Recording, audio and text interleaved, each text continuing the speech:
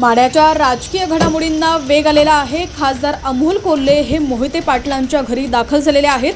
त्यामुळे धैर्यशील मोहिते पाटील हे हाती तुतारी घेणार का याची सर्वत्र चर्चा सुरू झालेली आहे। शिवरत्न बंगल्यावरती राजकीय घडामोडींना वेग आलेला आहे। संपूर्ण बातमी पाहूया त्याआधी तुम्ही HPN मराठी न्यूज चॅनलला सबस्क्राइब केलं नसेल तर नक्की सबस्क्राइब करा आणि बेल आयकॉनवर क्लिक करून नोटिफिकेशन्स मिळवा, जेणेकरून आमचे अपडेट्स लवकरात लवकर तुमच्यापर्यंत पोहोचतील। तर माढा लोकसभा मतदारसंघात राजकीय घडामोडींना वेग आलाय। अकलूजच्या शिवरत्नवर बैठकांचं सत्र सुरू आहे। भाजपनं रणजितसिंह निंबाळकरांना तिकीट दिल्यानंतर आता धैर्यशील मोहिते पाटील नेमका काय निर्णय घेणार याकडे सर्वांचं लक्ष लागलेलं आहे। दरम्यान अशातच आज राष्ट्रवादी काँग्रेस शरद पवार गटाचे खासदार डॉक्टर अमोल कोल्हे हे विजयसिंह मोहिते पाटील यांच्या शिवरत्न या निवासस्थानी आलेले आहेत।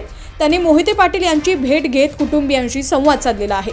दरम्यान कोल्हेंच्या भेटीनंतर धैर्यशील मोहिते पाटील माढा लोकसभा मतदारसंघाची निवडणूक शरद पवार गटाकडून लढवणार का अशी चर्चा सुरू झालेली आहे।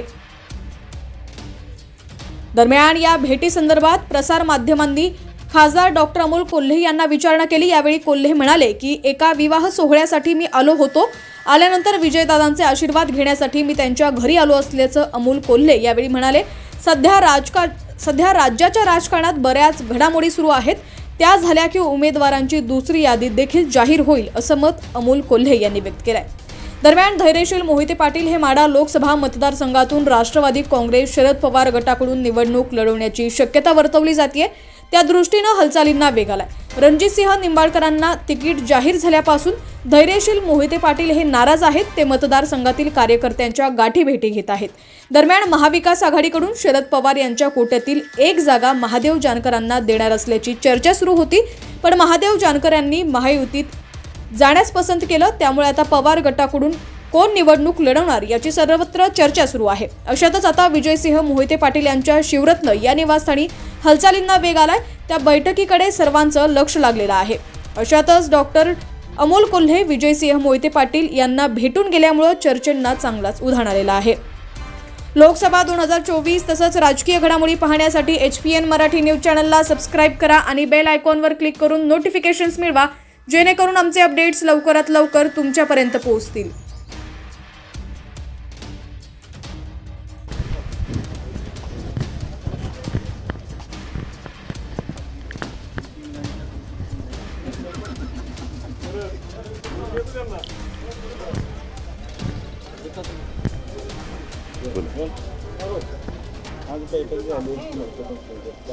आज अकलूजमध्ये माझ्या एक स्नेहांचं घरातला विवाह सोहळा होता आणि त्यासाठी आलो होतो आणि मोहिते पाटील घराण्याशी हे फार जुने ऋणानुबंध आहेत आणि त्यासाठी विजयदादांचा आशीर्वाद घेण्यासाठी आलो होतो।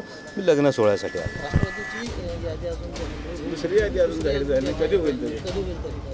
लवकरच होईल, काही घडामोडी होत आहेत, त्या घडामोडी पूर्ण झाल्या की दुसरी यादी जाहीर होईल। अजित पवार म्हणतात की डायलॉग बाजीमध्ये वस्तात आहेत अमोल कोल्हे, खूप मोठे नेते आहेत आणि त्यांच्याविषयी मी वेगळं भाष्य करण्याची काही आवश्यकता नाही। जे काही आहे ते मी निष्ठेने एका जागी आहे, हे मायबाप जनता बघते आणि जनता त्याचं फळ देईल। प्रकाश आंबेडकर आपल्या स्वतंत्रपणे उभारायचा निर्णय घेतला, 9 जागेवर उमेदवार दिले। मी त्यांची अजून प्रेस कॉन्फरन्स बघितली नाही, मी प्रवासातच होतो, त्यामुळे त्यांनी नेमकं काय म्हटलं ते तपशीलवार पाहायला लागेल। मला असं वाटतं की आदरणीय बाळासाहेबांनी जी भूमिका मांडली होती देशातल्या संविधानाच्या विषयी आणि संविधान वाचवण्याच्या दृष्टीने जी भूमिका मांडली होती ती या पुढील काळातही एक समन्वयाची भूमिका ही नक्कीच घेतली जाईल, कारण ही भूमिका कुठल्या पक्षाच्या स्वार्थाची नाही, ही देशाच्या हिताची आहे। याच पद्धतीची भूमिका या पुढील काळात घेतली जाईल अशी अपेक्षा कायम बाळगला हरकत नाही। माढा लोकसभेत महादेव जानकर उमेदवार जाहीर पुन्हा महायुतीमध्ये गेलेले आहेत अशी जाहीर झाली होती असं माझ्या कानावर नाही आहे। द्यायचं निश्चित झालं होतं असं माझ्या कानावर कुठलीही बातमी नाही आहे। ठीक आहे, आता आपल्यात नवीन उमेदवार कोण असणार आहे? मला वाटतं येत्या काळात ही गोष्ट समोर येईल आणि दुसरी यादी जाहीर झाली की हा सस्पेन्ससुद्धा हटेल की just wait and watch, just wait and watch. ही भावना सर्वसामान्य जनतेची आहे। सर्वसामान्य लोकांचं हे म्हणणं आहे की या संघर्षाच्या काळात आदरणीय पवारसाहेब ज्या धडाडीनं जे महाराष्ट्राच्या स्वाभिमानासाठी लढत आहेत, ही महाराष्ट्राच्या स्वाभिमानाची तुतारी ही हातात असावी अशी अनेक कार्यकर्त्यांनी मी अकलूजमध्ये आल्यानंतर एक इच्छा बोलून दाखवली. Just wait and watch. मी याच्यापूर्वीच खरं तर प्रशांत प्रचारकांनी देखील नोंदणी केली होती, भाजपचे प्रचारक आलेले. आता त्यानंतर लगेच तुम्ही आलाय, काय नक्की चर्चा झाली? मी सांगितलं मी विवाह सोहळ्यासाठी आलेलो आहे आणि यामध्ये हा काही राजकीय दौरा नव्हता, त्यावर भाष्य करणं उचित नाही. राज्यात किती जागा आहेत? हां राज्यामध्ये जागा किती? राज्यात जास्तीत जास्त जागा आहे.